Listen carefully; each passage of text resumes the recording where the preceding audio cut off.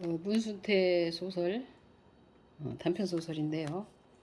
미명의 하늘을 읽어드리겠습니다. 낭송에는 인문학 박사과정을 공부하고 있는 이명님 시인입니다. 미명의 하늘. 비록 땅에 떨어져 발에 밝히는 낙엽처럼 시들어버린 사람일지라도 누구와 싸울 힘이 남아있다는 것은 어떤 어려움 속에서도 살아갈 용기를 가졌다고 할 수가 있다. 싸울 힘마저 잃어버렸을 때가 가장 절망적이다. 원망도, 한도, 앙칼스러움도 앙금처럼 가슴 밑바닥에 가라앉아버린 사람이라면 그나마 생명도 없이 무감각하게 짓밟히는 돌멩이와 다를 바 없다. 체념과 한숨은 죽음에 가깝다. 원망과 한은 생명의 뿌리이며 희망이기도 하다. 김덕주 씨가 점례의 싸우는 광경을 보고 일단은 마음을 놓은 것도 그 때문이었다. 김덕주 씨가 31년 만에 양공주촌에서 오점례를 다시 보게 되었을 때 그녀는 자신보다 대여섯 살쯤 나이 들어 보이는 회갑안팎 겨릅대처럼 깡마르고 왜소한 여인과 싸움을 하고 있었다. 덕주는 첫눈에 그녀를 알아보았다. 쌍스러운 욕짓거리를 거칠 것 없이 물을 품듯 펌프질해대는 점례의 목소리는 젊었을 때처럼 목이 찢어지는 듯한 때까지 소리를 냈으며 오른쪽 눈 밑에 먹물을 찍어놓은 것 같은 까만 점이 쉽게 그녀를 알아볼 수 있게 해주었다.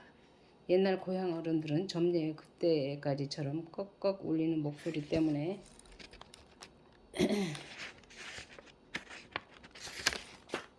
팔자가 꺽지처럼 뻗세고 눈물을 받아먹은 검은 사마귀가 있어 늘 외롭고 슬프게 살아갈 것이라고들 했었다. 그들은 점례의 삶을 미리 앞질러 보기라도 한 것처럼 말했다. 그런 점례의 얼굴은 늘 슬퍼 보였었다. 점례가 덕주를 싫다하고 장터마을의 장돌배기 소금장수한테 시집을 갔을 때 덕주 어머니도 그런 말을 했었다. 점례는 사내를 수도 없이 잡아먹고 과부가 될 팔자라는 것이었다. 그러면서 그의 어머니는 점례의 휴음한 안개 눈썹과 입바람을 부는 것 같은 그녀의 뾰족한 취화구에 대해서도 정이 너무 해프다거니 인덕이 없다거니 좋지 않게 말을 했다. 지난 30년 동안 점례의 삶은 덕주 어머니의 예언대로 거의 들어맞았다. 그러나 덕주는 점례가 그렇게 된 것은 그녀의 팔자가 그렇게 정해진 것이 아니라 순전히 그의 탓이었다는 것을 알고 있다.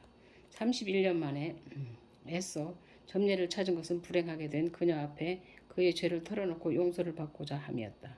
점례가 깡마른 노파가 싸움을 하는 하수곡 앞에 공터에 공주촌 사람들이 예닐곱 몰려 있었다.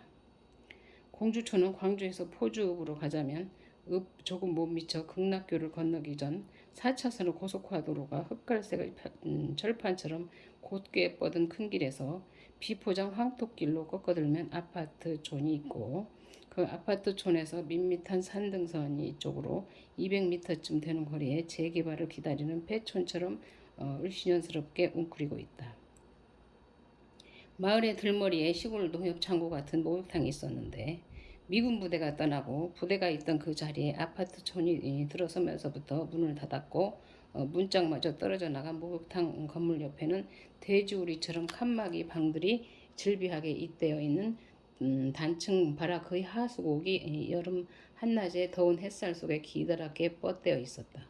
하수곡 앞에는 유리에 빨간 페인트칠을 한 술집의 하늘색 포렴이 찢어진 깃발처럼 바람에 펄럭였고 술집 옆에는 담배 간판이 붙은 구멍가게, 세탁소, 이발소, 미장원이 도토리 키재기 하듯 어깨를 바짝 대고 있었다. 공터는 이들 낡은 목욕탕 건물과 하수곡, 술집, 구멍가게, 세탁소, 이발소, 미장원의 한가운데 있었다.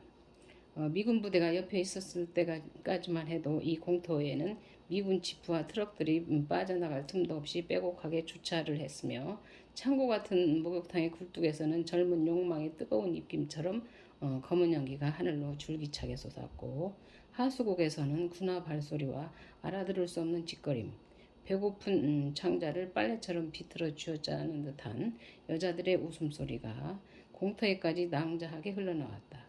술집도 세탁소도 구멍가게도 이발소도 미장원도 온통 벅신거렸었다. 개만도 못한 년.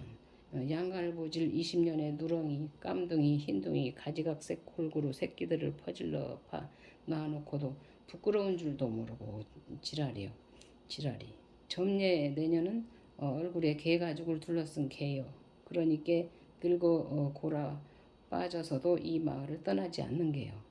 깡마르고 키가 작은 초로의 여인이 탱글탱글 유리 조각이 깨지는 목소리로 욕질을 했다.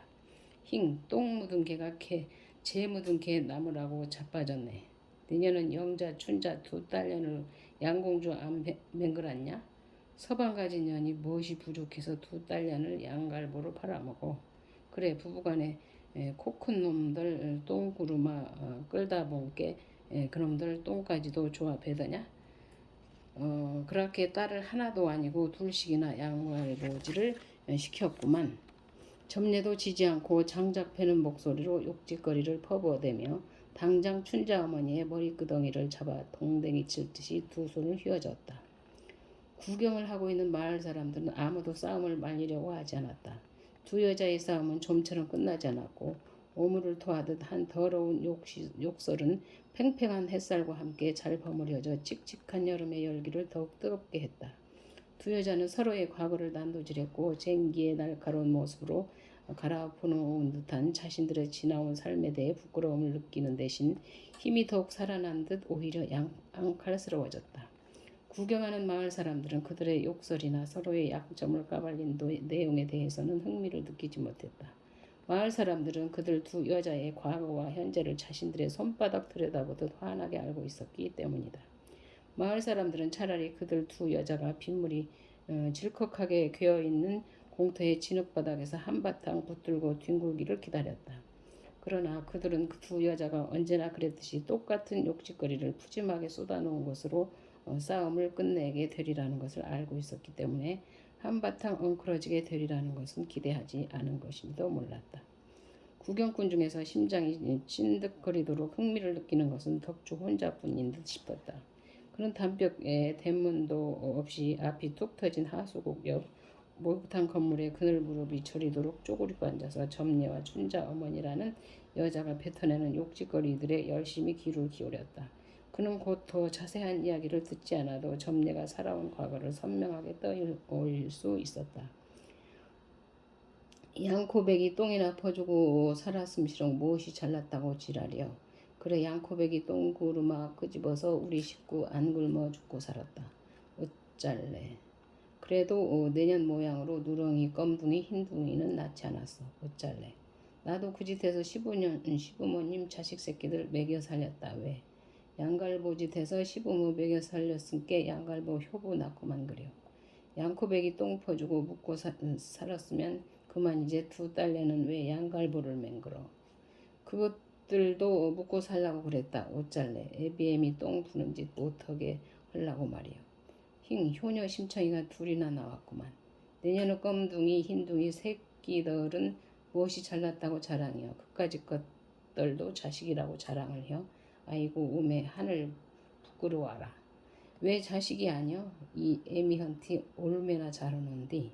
점례는 결코 지지 않았다. 갈수록 힘이 더 솟구치는 것처럼 보였다. 점례와 춘자 어머니가 언제나 티격태격 싸움을 하게 된 발단은 마을 사람들한테 미국에 가 있는 서로의 자식들 자랑을 하다가 시비가 붙곤 한 것이었다. 점례의 검둥이 흰둥이 두 아들이 미국 아버지를 찾아간 것처럼 양공주가 된 영자 춘자도 흑인 병사를 따라 태평양을 건넌 것이다. 덕주가 떨리는 손으로 담배에 불을 붙여 물고 연기를 빨다가 심한 기침을 쏟고 말았다. 기침 소리에 마을의 구경꾼들 시선이 일제히 그에게로 쏠려왔다. 담배를 구두로 문질러 끄고 조심스럽게 숨을 쉬었으나 기침은 멎지 않았다. 기침 소리에 가슴이 컹컹 울리는 것만 같았다. 덕주는 목욕탕 건물 옆은 그늘 밑에 쪼그리고 앉아서 두 어깨를 들먹이며 고개를 세운 무릎 사이로 꿍겨받고 버르적거리듯 기침을 토해내고 있을 때 담배가게 앞에서 자랑스럽게 햄버거를 먹고 있던 초로 여인의 남편인 춘자 아버지가 공터로 천천히 걸어나와 그의 부인을 끌고 갔다. 춘자 아버지는 오른손에 햄버거를 들고 왼손은 부인의 손목을 잡은 채 집으로 들어갔다. 그렇게 싸움이 끝나자 기침도 멎었다. 싸움이 끝나고 점례가 두 팔을 휘저으며 공터에서 마을 안길로 사라지자 하수곡의 여주인이 유일한 투숙객인 덕주에게 다가와서 두 여자의 욕설에서 들을 수 없었던 그녀들의 살아온 과거를 양파 껍질 벗기듯 더 자세하게 이야기해 주었다. 하수곡의 여주인한테서 점례에 관한 이야기를 자세히 듣고 난 뒤 죄책감에 오그라든 덕주의 심장은 꺼져가는 생명처럼 가까스로 팔딱거렸다. 그는 차마 고개를 쳐들고 태양을 마주 보기조차 재수로웠다. 그는 다시 기침을 쏟으며 비틀거리는 걸음으로 하수곡의 음습하고 무더운 방으로 뛰어들어갔다. 담배 연기로 칙칙하고 휘노스름하게 색깔이 바랜 무덤속 같은 직사각형 방의 벽지 틈새에 알아들을 수 없는 미군들의 찌꺼림과 배고픔에 헐떡거리는 점례의 숨소리가 때 자국처럼 배어있는 듯 싶었다. 덕주는 그동안 점례의 목숨이 신압으로 꺼져가는 듯한 비명을 수없이 들으면서 살아왔다. 그녀의 비명은 보이지 않는 원한의 날카로운 화살로 그의 심장에 무수히 꽂혀왔으며 그 때문에 그의 지난 삶의 절반은 활터의 관역처럼 고통의 구멍들이 수없이 숭숭 뚫리게 되었다. 오늘은 여기까지 읽겠습니다.